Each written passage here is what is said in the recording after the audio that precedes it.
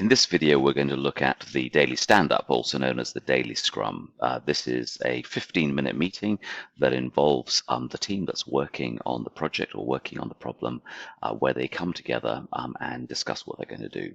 Now, this is an incredibly powerful tool in anybody's arsenal. It's one part of the Scrum framework. It is also a part of many other frameworks.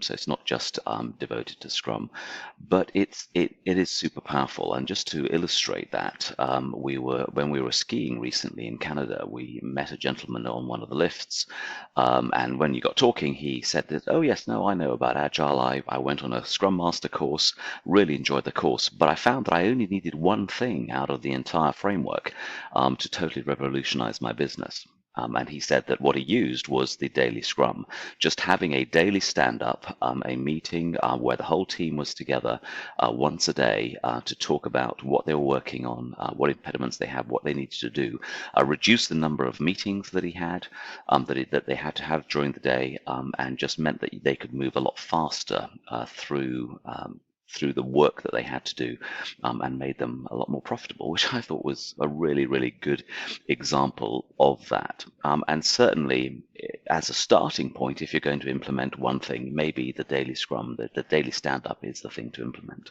As you'll know from the various videos that I've been doing, we suggest that you can start anywhere in the framework, and then pick the bits that you need and leave the bits that you don't or that don't make sense just yet. Let's talk about what the daily scrum or the daily stand-up entails. It's normally 15 minutes, and normally we try and time box that to make sure that we get everything done in those 15 minutes. So this works obviously for teams of around 9 people or so, give or take. And typically there are 3 questions that we ask in that, but obviously that is flexible. We need, we can move with that. We'll come to those in a little bit. But what does it do? It certainly improves communication on a daily basis, knowing what everyone else is doing, and what their impediments are and what they need to do next, what they were working on yesterday, what they're going to be working on today. All of that just helps everyone know where they fit in the puzzle. It helps identify impediments quickly, because what we do is, is there anything that is stopping us from doing our work? That's one of the things that we bring out in this session. And being able to identify those early really, really help. There's a story of somebody that I was working with, I was coaching, and he was telling me that, again, through the daily stand-up, they were able to find a problem and deal with it. I think it was something like 2 or 3 weeks earlier than they would have done normally, because normally they would have waited for a review meeting, and then they would have been told, "Oh, we couldn't do that thing because this other piece was missing." But because of the daily stand-up, it was brought up immediately, and within a few hours that particular blockage, that particular thing was able to be solved, and they were able to move on with their business, saving themselves lots and lots of meetings and discussions, but also 3 weeks worth of wasted or delayed effort, which I think is just amazing that you can do that. It promotes quick decision making. Again, that story sort of helps us understand that, and one of the things that we need to be able to do is to make decisions faster in our organizations to deliver better, and it certainly does that. And finally, as we have already suggested, it eliminates the need for so many other meetings, because from that meeting where you've got your small team together discussing what they need, you then know quickly who needs to talk to whom after that.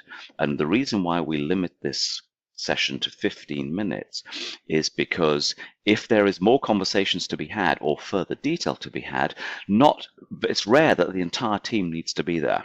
And so those individuals who need to have those conversations can break into their various meetings, deal with those problems and move on. In the meantime, anybody who's not involved with that particular problem can get on with their work, rather than sitting there for maybe an hour or two when they could be doing valuable work. Obviously, remember, in a 2-week sprint, 2 hours is a good chunk of time that can be used properly.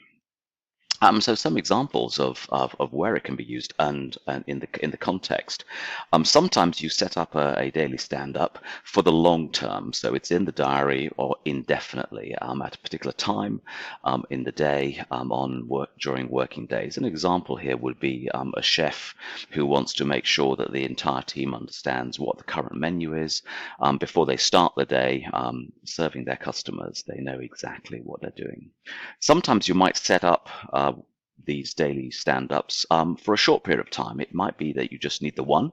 It might be that you just need a few for a few days or even a week when you're getting ready for something that has a short-term horizon. So it's not about getting very bureaucratic or heavy and laden around this and making it last forever or trying to estimate it that we're going to always meet at say 8 a.m. every day for indefinitely. What you do is you apply it to the circumstances that you have. And it should be part of your retrospective. So in the retrospective, you discuss whether the daily scrums are working. And if the time is working for everybody and so on and so forth. So feel free to adapt it. 50 minutes could be too long, so make it a little bit shorter. Wouldn't recommend making it too much longer than 15 minutes. I think learning the discipline of what you discuss in that meeting is important, but it could certainly be shorter. The gentleman who did the futures trading, he said he did his in 10 minutes, which I thought was quite interesting. So what then do we do it? So to summarize, it gives visibility, it gives context to the work that's being done.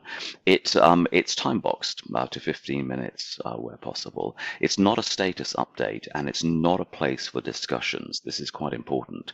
So certainly an anti-pattern of Agile will be where a product owner or a stakeholder sits in on the daily scrum and is expecting an update, a status update, and wants to hear from everybody, where they're at and why things are failing and all that. That's not what it's for. Often the product owner will be uninvited from a daily stand-up if that is what's happening. But certainly they should be there if they want to be aware of what's going on. But normally a silent participant. That's certainly how I look to behave in those. There are other places when I will, my time will be needed. But from that daily stand-up, I can see, okay, I need to talk to so-and-so and such about those things. So we'll do that after the meeting, but not in the meeting. So what about those 3 questions then that you can ask? In the Scrum Guide of 2020, these questions were removed. Ken Schwaber and Jeff Sutherland, who write and keep up to date the Scrum Guide, decided to remove these questions. Caused a whole lot of debate in the community, which is quite interesting. I think those questions are worth knowing what they are. But again, what Ken and Jeff are saying is you don't need to be dogmatic about things. You need to be pragmatic about things. But anyway, those 3 questions. What did I do yesterday? What am I doing today? And what impediments do I need to address? Or what conversations do I need to have? And if they go around the room, everyone answers those 3 questions. Is a great way to start. You will hopefully evolve that to suit your own needs as you go. 2 things that I have found that really, really help by having these daily meetings is that it reduces the need for risk logs and risk registers. Obviously, you still have them and it's appropriate to still need them. But here you can actually pick things up so much quicker and deal with them on so much quicker so that you can actually move on faster and you remove the need for those big risk register, those RAID log meetings that can be quite so soul destroying. And the other thing is it reduces the need for a lot of documentation as well, which is of course something that we try and do within the Agile space. So a few ideas there, and a lot of information, I'm sure, but hopefully it will help us to understand why we want to do this. Try it, read up about it, and see how it's working for you.